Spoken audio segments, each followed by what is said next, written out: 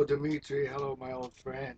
Welcome to the wonderful world of baglama and other similar instruments, to the saz. Some interesting history on the saz. It derives from ancient Greek instruments, most commonly the pandora, which is a small, usually a three-string instrument, much like a primitive ancestor of my little bouzouki.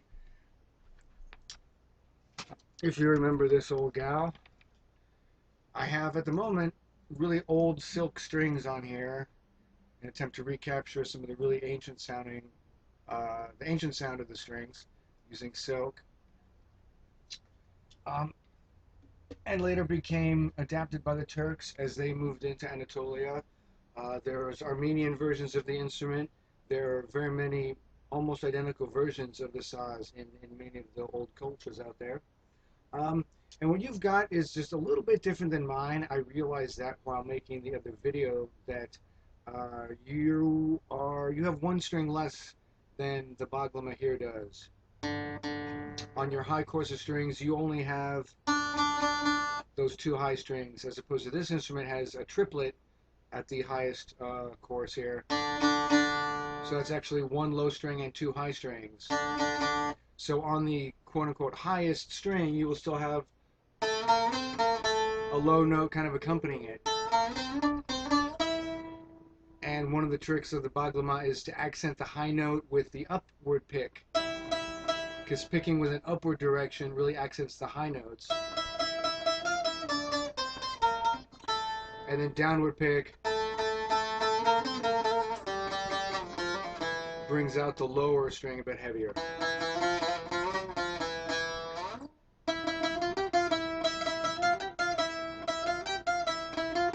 So the same phrase can have a different feeling. This is with the high picking, and with the low picking, a little bit different phrasing. But that being said, the stringing, how to actually attach the strings is also going to be a little bit different in your instrument. I recommend looking at the instructions. I'm sure Sala Music probably has a video on how to restring that exact instrument.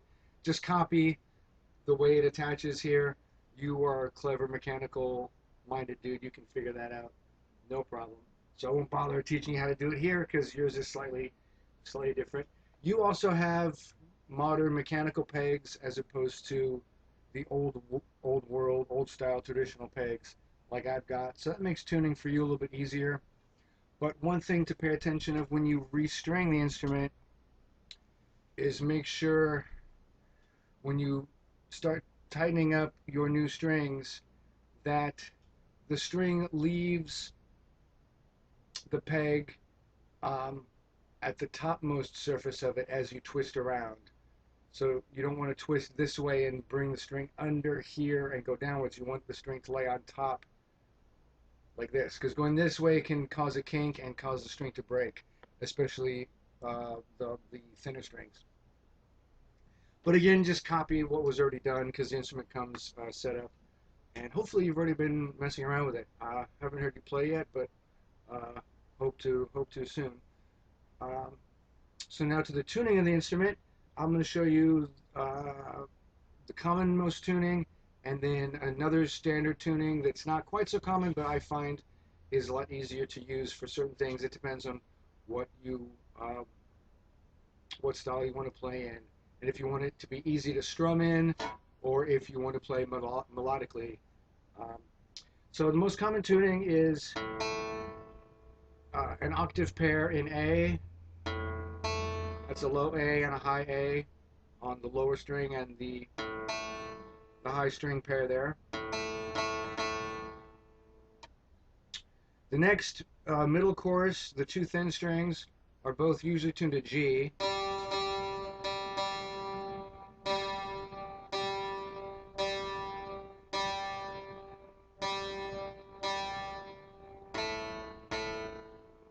So it's kind of strange from a Western perspective to have the tune in a seventh, but here at the third fret, what would be a second fret on a guitar, but it's the third fret on this instrument. There's the octave. So that's one way to check your tuning is just to hold that fret tune an octave. The next chorus is tuned to D. You're only going to have these two high strings. So there you hold again at that third fret, and that's a nice fifth interval. So if you hold the middle chorus and the highest chorus here at the third fret, you've got a nice chord. And then if you put your thumb here at the fourth fret, you've got a nice minor chord. And that's one trick they sometimes do, is wrap the thumb around. For example, going 1, 2, 3.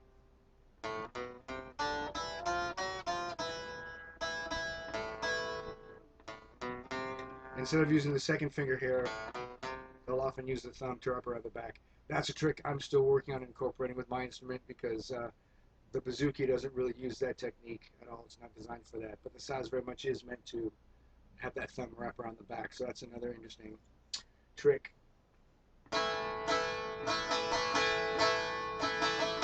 So this tuning is the most common, and what you'll see most tablature or stuff will be written for this type of tuning.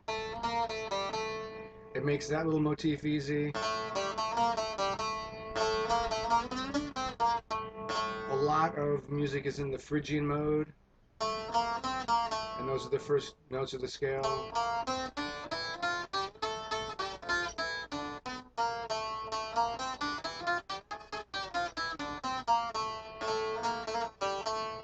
So that's one advantage of having that string tuned to the seventh, is you can go.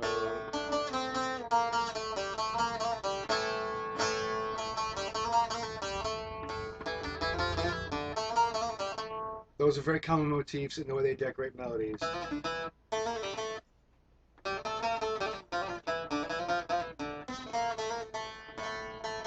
But unfortunately, this tuning is a little bit limiting if you want to strum a lot of open strings as you play a melody.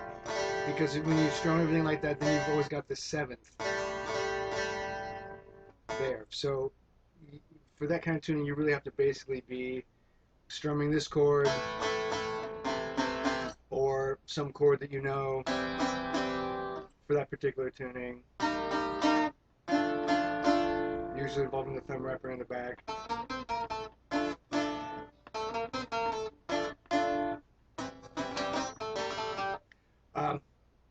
But that gets a little bit more tricky. You can't just strum the open strings like the way I tune most of the bouzouki's or some of the other instruments. They're a little bit more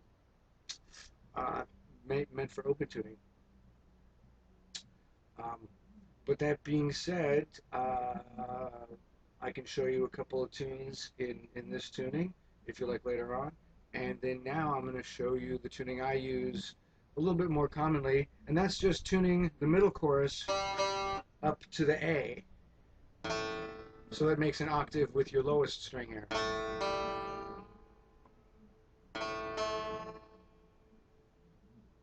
Tiny bit more. There we go.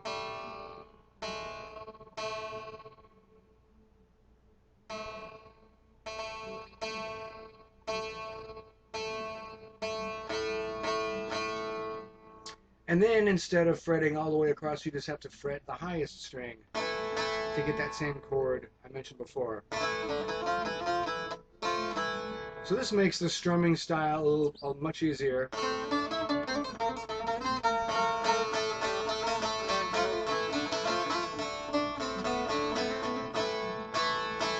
Because now the middle string and the low string are that nice octave apart. So those are some tricks there with the tuning style. Songs that you learn in one tuning will have to be adjusted if you change tuning. Basically, you just move things up or down a whole step, depending on what tuning you're using and how you learned it. Some songs are harder or impossible to play in one tuning or the other. So every now and then I have to stop and change, depending on the song. But it's a very easy change to make on the instrument. It's not a radical change. Um, Now getting around to that piece that you wanted to learn how to play, I figured out how to play that little piece, and it's actually interesting. It's a little more challenging than it first may meet the eye because the timing of it is all the notes are kind of in between the beats. If you had a drum beat going into it, um, a lot of the notes are not on the strong pulses of the beat, so it's actually a little bit more of a challenging piece than it first meets the eye. But that one starts on this fret here, and this is the do. This is the note that the whole piece starts and ends on.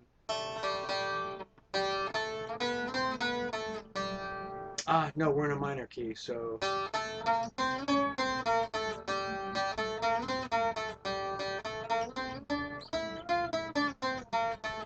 that's our scale. So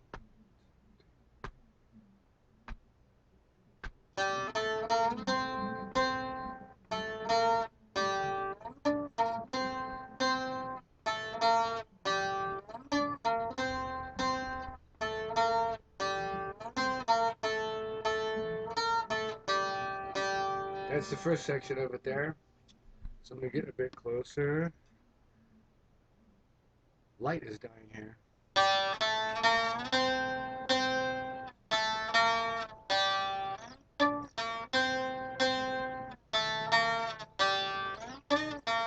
Oops.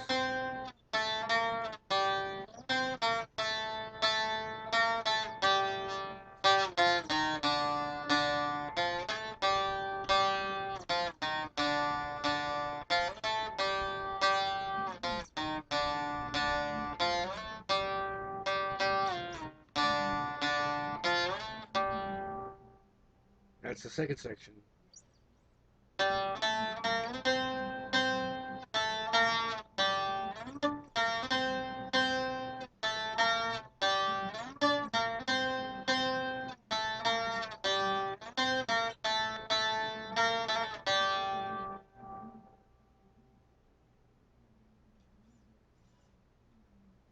Let me know if you need a little bit more help with that or have any other questions. Um, Before I forget, one of the very important things you're going to want to have about your person at all times are these little alcohol wipey pads. One of the consistent problems with the instrument is the collection of schmutz from from your fingers collecting on the strings, particularly the very, very thin strings. And um, if you don't know what the problem is, after a while the schmutz builds up and it throws off your tuning, where you'll tune the strings and they'll sound right there, but then the higher you go up on the fretboard, the worse and worse out of tune you are, and you're like, wait a minute, perfectly in tune. I'm in tune here, it sounds fine. And it'll sound horrible up here, and the higher you get, the worse and worse it sounds, and you can't figure out what the problem is. Get a little alcohol wipey pad, stretch it out as flat as possible, get it in between the strings and the instrument. Get it in that space in between the neck and the strings. Wrap it around so it covers the whole string surface, and then wipe that all up and down. And you will see, even though I cleaned these recently, you will see the fruits of your labors in black schmutz that was previously covering the string and slowing it down, because all that schmutz eventually slows down the string, doesn't let it vibrate as it should, and so that's why your intonation is horrible, even though you're in tune in one place and out of tune in another. That's the most common problem, because your frets and everything are already laid out, fresh from the factory and everything. You haven't tweaked them all over the place like I have, so that won't be a problem. There should be a mark where this bit is placed, if that ever does come out of place, if you're changing strings or something, or it gets jostled around and this guy moves out of place. So usually there's a little mark to indicate where this bit goes, because that is an important dimension that controls exactly where all your frets are going to be. If this was moved out of place, all my frets would be in the wrong place. I'd have to move them as well to compensate for that, or something crazy. Uh, but um, that's an easy thing to figure out, as it is marked. And another word on the microtonal frets. For the most part, those are used um, to kind of decorate a note.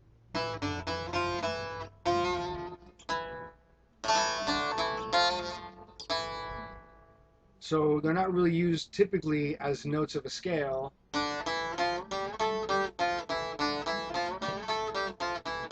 That would be a scale, for example. But they're used kind of to give some attitude to that note, to give a little decoration.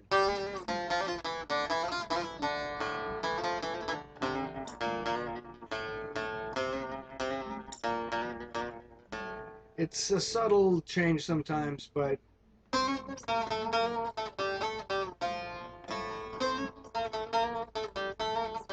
depending on where the microtones are set, they can be a little more obvious or stick out a little bit more than other times.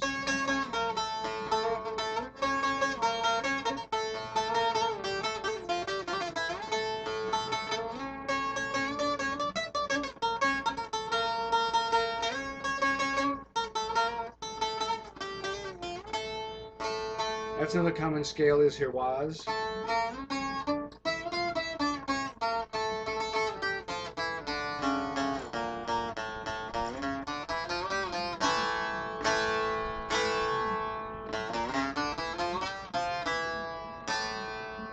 Starting from the beginning, let me get a good shot of the instrument. It's going to be open string, first fret, probably your fifth fret or wherever the major third is, and then the open high string, and the next fret there.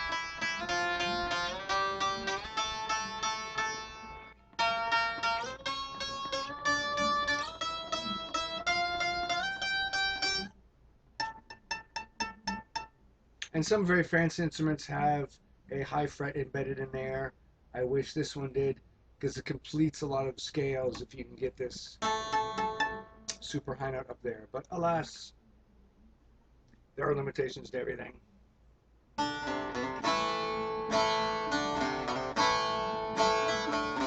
Here's a little piece I wrote.